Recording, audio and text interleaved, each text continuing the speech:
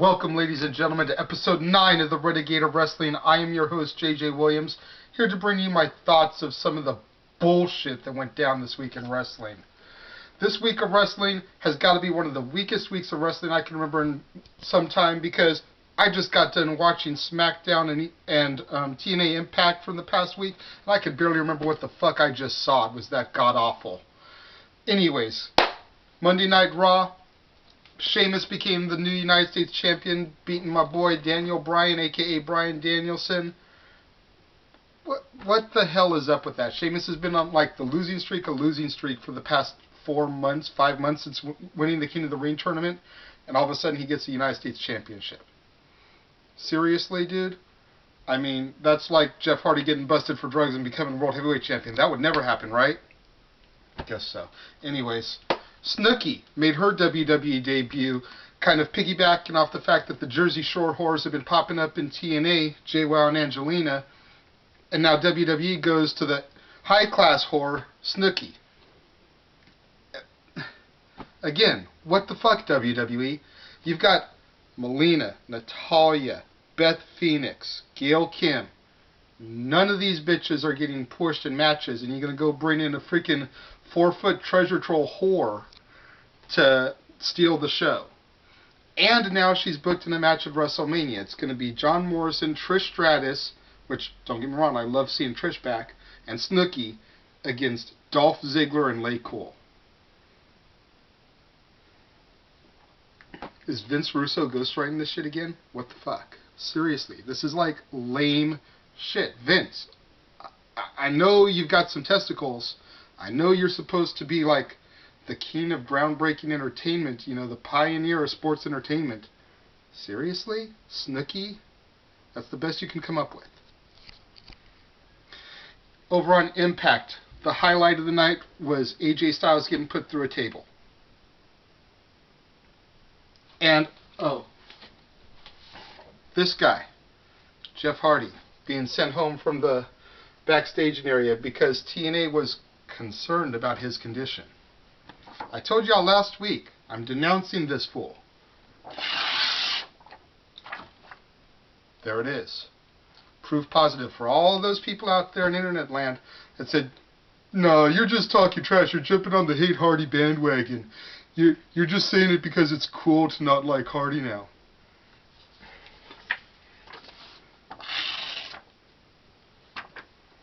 I wanted to rip up one of the shirts today. I was talked out of that. Because, you know, I could always throw the shirt up on eBay and still get some money for that fucking thing. That's how bad Jeff Hardy is pissing me off right now.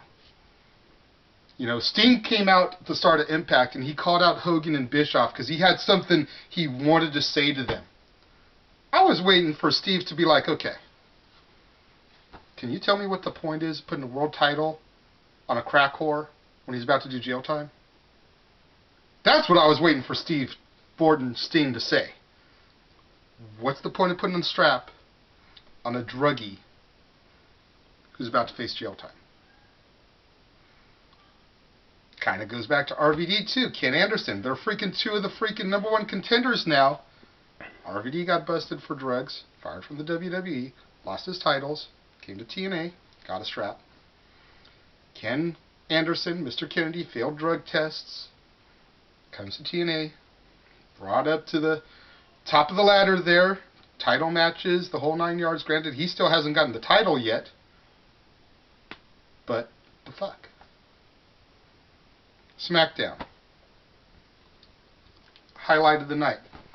Christian Cage finally getting his revenge on Alberto Del Rio. Sorry, I said Christian Cage. I just got done talking about TNA. Forgive me. Christian, Captain Charisma, Double C, whatever, however you want to call him, gets his revenge over Alberto Del Rio, only to get his ass beat down afterwards.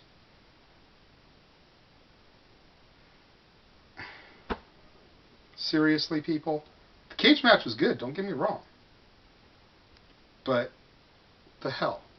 Drew Carey gets announced for the fucking Hall of Fame.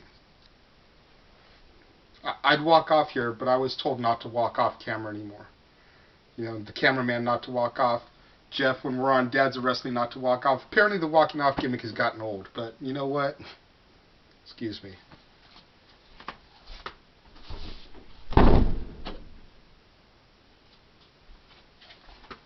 Drew Carey, seriously? What the hell? And then they announced on WWE.com Abdullah the Butcher's going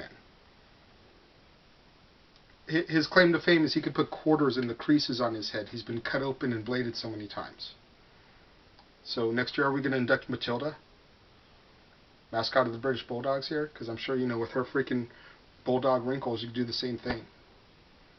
Maybe we'll throw Frankie in the Hall of Fame alongside Coco Beware.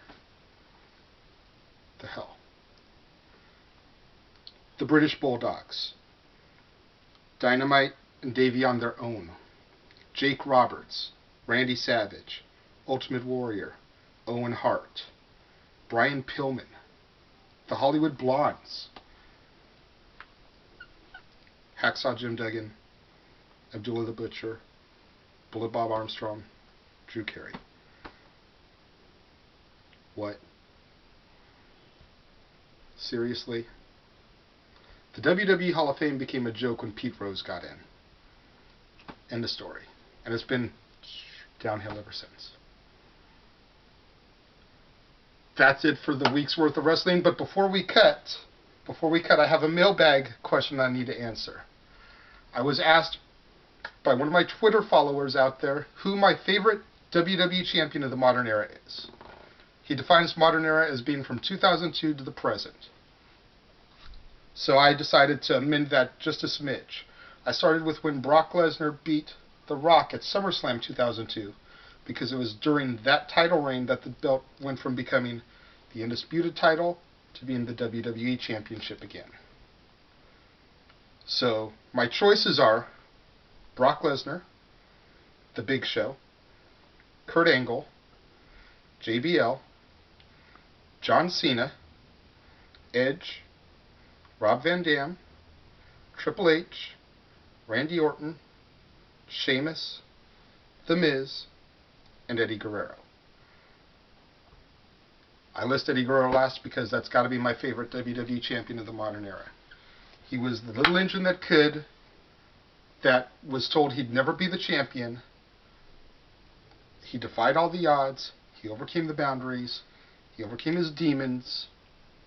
And he had one of the funnest title reigns I've ever seen. I'm starting to get a little emotional talking about Eddie, you know. Love Eddie to death. He was the first autograph I got in my program way back in the day, but be that as it may. Also, before I sign off, I gotta represent right here Long Beach Clothing Company.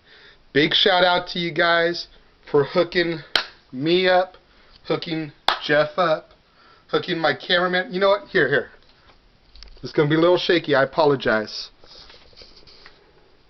That's right. Our cameraman, A-double, not to be confused with double A.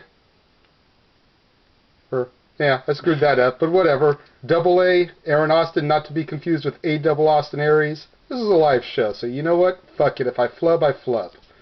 But yeah. Even Stat Boy, the LB Kid, got a shirt. They even hooked my daughter up with one. So, big shouts out to the Long Beach Clothing Company. If you're on Twitter, you can go to my page, ROWJJ Williams. Look at my followers. They'll be up there towards the top. You can go to Jeff's page, TWHD Host. They'll probably be towards the top of his page. You can even go to Aaron's page. I don't know the little symbol for his, but you can find him through me and Jeff also. Or just go twitter.com/LB Clothing Co. C-O. That's LBCLOTHING-CO. If any of my peeps out here that live in the SoCal area, LA, Orange County, get your ass down to Long Beach Clothing Company. Represent your hood. For now, I'm the Renegade of Wrestling, JJ Williams, and I'll see you next week when I make it to episode 10.